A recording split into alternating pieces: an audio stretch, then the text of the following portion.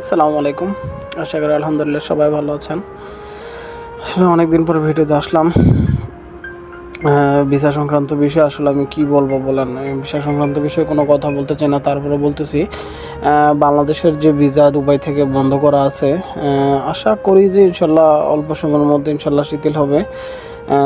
আমাকে আসলে অনেকেই নক করেন ভিসা সংক্রান্ত বিষয়ের জন্য, যে আসলে ভাই ইনফরমেশন কি। ভাই দেখেন, আসলে আমি কাউকে ভিসা দেওয়ার ক্ষমতা আমি রাখি না, বুঝছেন? আমি কাউকে ভিসা দেওয়ার ক্ষমতা রাখি না, আমি কোনো ভিসা কাউকে লাগাই দিতে পারি না, আর আমি কাউকে দেশ থেকেও আনতে পারি না। কথা বলছেন, এগুলো আমার জাস্ট আমি আপনাদেরকে ইনফরমেশন দিতে পারি। আপনারা যে ইনফরমেশনগুলো আমার থেকে চান, ওইগুলো আমি মনে করেন যে আপনাদের সাথে শেয়ার করতে পারি, এতটুকুই। বাট এছাড়া আমার আর কোনো কিছু করার নাই, বুঝছেন? এখন আমি এর যত ইনফরমেশন যেগুলো আপনাদের সাথে শেয়ার করবো, তালাবাতে যারা আসতে চাইতেছেন প্রিপারেশন নেন, আমি আপনাদেরকে দিক নির্দেশনা দিয়ে দেবো, কোথায় যাবেন কী করবেন, আপনারা চলে আসবেন ইনশাল্লাহ।